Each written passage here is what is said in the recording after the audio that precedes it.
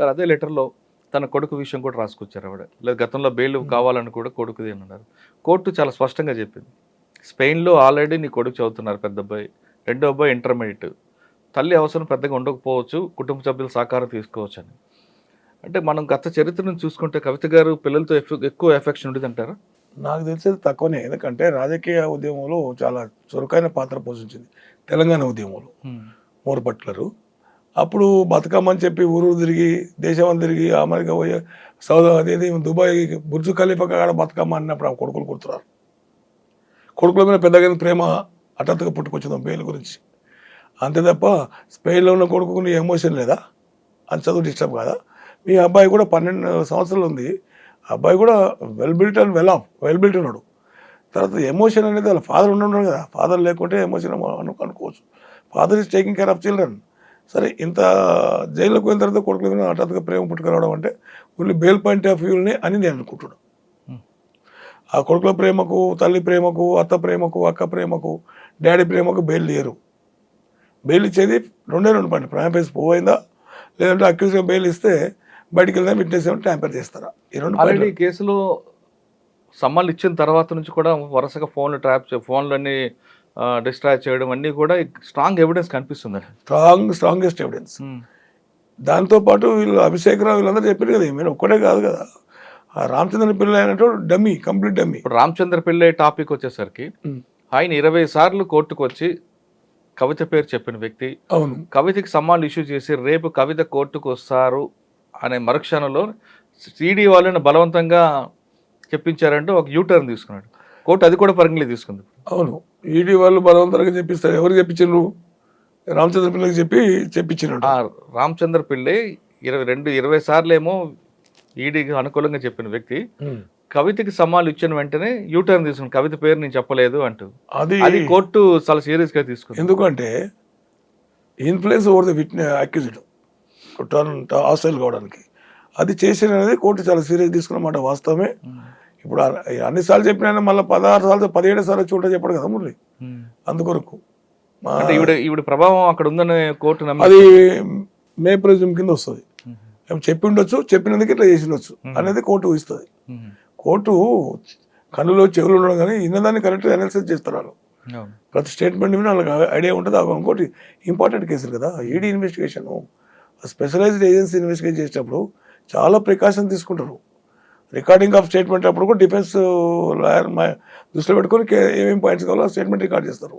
అంటే ఈ కేసుకి ఏ విధంగా అనుకూలంగా ఉండాలి అనేది, వాళ్ళకి అక్యూజ్కి అనుకూలంగా ఉండకుండా. అలాంటి దాన్ని ఈమె లాస్ట్కి చెప్పిన అది ప్లీ తీసుకుంటే అది ఉల్టా అయింది. సార్ ఇంకొక విషయం, కానీ ఆవిడ ఒక పిటిషన్ కూడా వేశారు. కోర్టు అనుమతి ఇచ్చింది చెప్పులకి, బుక్స్కి, బయట నుంచి ఫుడ్కి, కానీ పెన్నులకి. కానీ జైలు అధికారి ఒప్పుకోవట్లేదు అనేది తెలుస్తుంది. దాని మీద కంటెంప్ట్ ఆఫ్ కోర్టు వేయచ్చా? కంటెంప్ట్ ఆఫ్ కోర్టు ప్రతి దానికి యాక్సెప్ట్ చేయదు. ఒప్పుకుంటలేదంటే వేర్ ఇస్ ద ఎవిడెన్స్? ఒప్పుకునేవని వాళ్ళు అంటారు. ఇవి తీసుకుపోకుంటే మేమేమి చేస్తాం అంటారు. ఉంటుంది కదా, వాళ్ళ డిఫెన్స్ వాళ్ళు చూసుకుంటారు. జైలు అనేది నీ ఇల్లు లాంటిది కాదు. Confining of Liberty. స్వేచ్ఛ ఉంటుంది కానీ నీకు తెలియకుండా చట్టం కన్ఫైన్ చేస్తుంది. That is called jail. ఆ జైల్లో పోయిన తర్వాత మన ఇష్టమైన కోరికలు అయినా థ్యాంక్స్ టు కోర్ట్ ప్రతిదీ యాక్సెప్ట్ చేసింది విలేచిందని. మరి ఆ జైలు అధికారులు నాకు ఇస్తలేరంటే మరి జైలు అధికారిని ప్రశ్నించిన కోర్టు కాల్ చేసినాం, మేము అన్నీ ఆఫర్ చేసినాం సార్. కానీ ఏదైనా జైలు మాన్యువల్ వేరేగా ఉంటుంది కదండి. అవును, వేరేగా ఉన్న డైరెక్షన్ కోర్టు కదా. అవును, మాన్యువల్ ప్రధానికి పోలీస్ మాన్యువల్ ఉంటుంది, జైలు మాన్యువల్, ఎవరి మాన్యువల్స్ డిఫరెంట్ ఉంటాయి. కోర్టు మాన్యువల్, జైలు మాన్యువల్ ఉంటుంది. కోర్టు డైరెక్షన్ ఇంప్లిమెంట్ చేస్తారు, తప్పకుండా చేస్తారు. వాళ్ళంటారు రేపు పొద్దున ఇది వేసింది అనుకుంటే, కానీ మీరు అన్నట్టు కంటెంప్ట్ చేసి ఒకవేళ యాక్సెప్ట్ అయితే మేము ఆఫర్ చేసినాము, refused what can we do, offer చేసే వరకు తీసుకున్నప్పుడు మేము బలవంతంగా పెట్టలేము కదా అనే కాన్సెప్ట్ తీసుకొస్తారు. వాళ్ళు డినై చేస్తారు కదా. సాధారణంగా జైలు ఎలాగుంటాయండి సిచ్యువేషన్? పొద్దున్న నుంచి సాయంత్రం వరకు మంచిగా ఉంటాయి. జైల్లో రెస్పెక్టే ఉంటుంది, కాకపోతే ప్రమాదంగా ఉంటుంది. ఎలా? అన్ఎక్స్పెక్టెడ్ ఫెలోస్ కొంతమంది సైకిక్ తయారంటారు కదా, సంవత్సరం ఇయర్స్ టుగెదర్ ఉంటారు. వాళ్ళు ఎప్పుడు వాచ్ చేస్తుంటారు, ఎవరు వస్తుంది, ఎందుకు వస్తున్నారు, ఇంకా అనేది వాచ్ చేస్తుంటారు, ఇన్ఫర్మేషన్ తీసుకుంటుంటారు. ప్రమాద పంచుల్లో కూడా ఉంటుంది, లేదని కాదు. ఎంత మాడరేట్ చేయాలైనా బయటకు వచ్చేటప్పుడు కానీ పోయేటప్పుడు కానీ ఇవన్నీ చూస్తుంటారు. ప్రమాదం బాగానే ఉంటుంది అంటారు. భోజనం అది ఫుడ్ బాగుంటుంది. ఫుడ్ వీళ్ళకు రాజకీయ ఖైదీలు లాగా పెడతారు, అది కాదు. కానీ ఫుడ్ మంచిగా ఉంటుంది. ఆహా. జైలు అప్పుడు ఎప్పుడు ఆమె కిరణ్ బేడి ఉన్నప్పుడు రిఫార్మ్ తీసుకొచ్చింది. జైలు అనే పేరు మార్చి ఆశ్రమం తిహార ఆశ్రమం అని పెట్టింది 1984 ఐ థింక్. అప్పటి నుంచి మోడరేట్ థాట్స్ వచ్చినాయి, జైలు రిఫార్మ్స్ వచ్చినాయి, జైల్లో ఫుడ్ మంచిగా పెడతారు, అంత బాగుంటుంది. ఫుడ్ ప్రిపేర్ చేసుకునే బాధ్యత కూడా ఈ ట్రయల్ కనెక్ట్ పెడతారు, లైఫ్ కనెక్ట్ ఉంటుంది కదా. అంతేగాని బయట నుంచి తీసుకురావడం ఉండదు. రైట్, సామాన్యంగా అలో చేయరు. మరి అలో చేయాలంటే బయట నుంచి తెచ్చిన తర్వాత వీళ్ళ మనిషి కూడా ఆడ తినాలి, టెస్ట్ చేయాలి, తిని ఒక 15-20 నిమిషాలు కూర్చున్న తర్వాతనే పంపిస్తారు లోనికి, లేక పంపరు. మరి అంటే ముందు ఇంకోటి ఎంగిల్ చేస్తే కానీ మనం తినం, అది జైల్లో ఉంటుంది. ఎందుకంటే మనం ఏమైనా సస్పెక్టెడ్ పాయిజన్స్ ఏమైనా తీసుకురావచ్చు కదా. జైల్లో జరగకూడదు, జైలు సూపరింటెండెంట్ వాళ్ళందరికీ నెత్తినొప్పి వస్తుంది కదా. అట్లా అందుకొరకు బయట నుంచి బిర్యానీ వస్తుంది అని అంటారు, వాస్తవా? ఏదన్నా రాని భయ్, కోర్ట్ డైరెక్షన్ ప్రకారం ఏదన్నా రాని, ఎవరు పడితే అది చెప్పారు, బిర్యానీ ఏమైనా చెప్పారు. సండే మటన్ ఉంటుంది, మార్నింగ్ టిఫిన్లు స్నాక్స్ అన్నీ ఉంటాయి. పని ఇక్కడ జైల్లో ఉంటాయి, అక్కడ జైలు ఇంకా బాగుంటాయి. ఎందుకంటే ఢిల్లీ హెడ్ క్వార్టర్ జైలు కదా, 25,000 మందికి భోజనాలు పెట్టాలి వాడు వన్ డే, బ్యారక్ వైజ్ ఎక్కడికక్కడ సపరేట్ ఉంటుంది. అది ఎంత పెద్ద యూనిట్ అది, కాంట్ ఇమాజిన్. ఆ సెల్ పెద్దది అది. ఇక దాంట్లో ఉంటే స్వేచ్ఛ ఉంటుంది, లేదని కాదు, కానీ ప్రమాదం కూడా ఉంటుంది, పొంచి ఉంటుంది. సార్ జైల్లో క్యాంటీన్ ఉంటుంది, అక్కడ అన్ని దొరుకుతాయి అంటారు, వాస్తవా? ఉంటాయి, దొరుకుతాయి, కానీ తెప్పించుకోవడానికి మనిషి అందుబాటులో ఉండాలి. తెప్పించుకొని తినాలంటే మళ్ళీ భయం ఉంటుంది. Anything can happen. ఇప్పుడు చాలరేస్ శోభరాజు ఉండే అక్కడనే, బీచ్లో మహిళలు చంపేసి గోల్డ్ ఎత్తుకపోయి రకరకాల ఇంటర్నేషనల్ క్రిమినల్ ఉండే, అదే జైల్లో ఉండే. రంగాబీల్లో కూడా అదే జైల్లో ఉన్నాడు.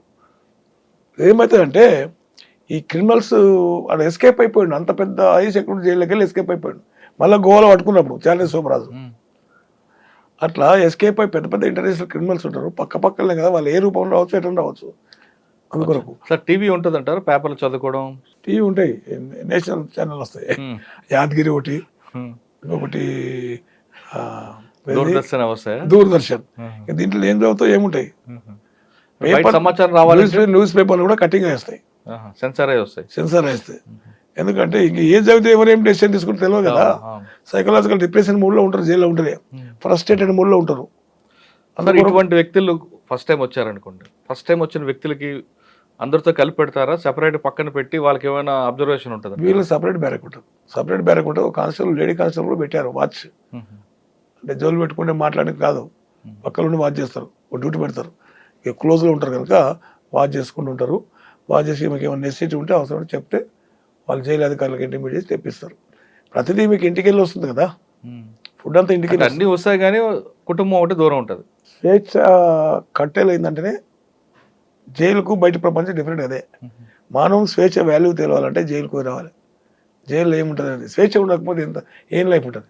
అన్నీ ఉంటాయి, నీ కొడుకు మాట్లాడు, నీ భర్త ఉంటాడు, భర్త మాట్లాడు, ఎవరు రాడు, ఎప్పుడో వారానికి ఒకసారి వస్తే మెల్లమెల్ల కూడా తగ్గించుకుంటూ వస్తుంది. అది ములాఖాతులు వెళ్ళే స్టార్టింగ్ ఉన్నట్టు స్టార్టింగ్ టెన్షన్ ఉంటుంది, అలో చేస్తారు.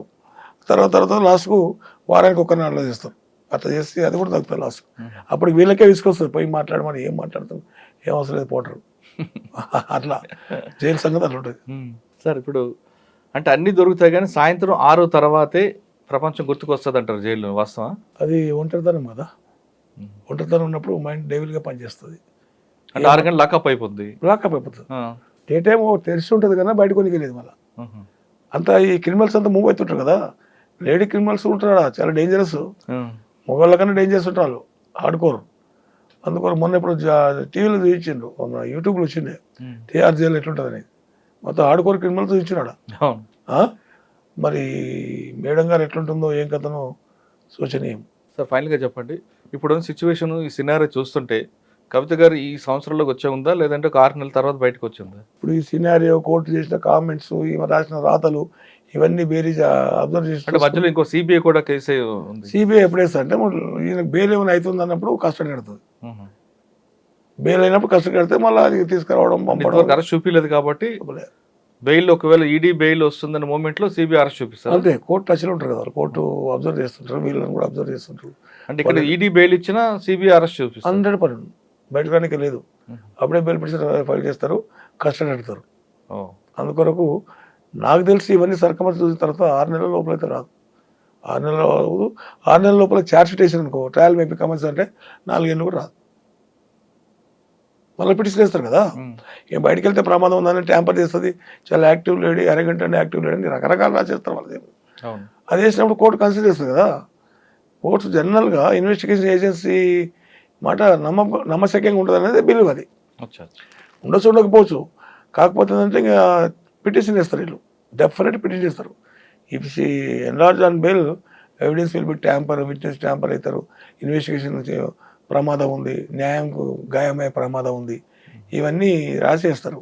వేసిన తర్వాత కోర్టు పరిగణ తీసుకుని యాక్సెప్ట్ చేసేది అనుకో, till completion of trial 200-300 witness అంటే ఒక విట్నెస్ ఎగ్జామిన్ చేయాలి, చీఫ్ ఎగ్జామిన్, క్రాస్ ఎగ్జామిన్, రీ ఎగ్జామిన్ 3 ఉంటాయి.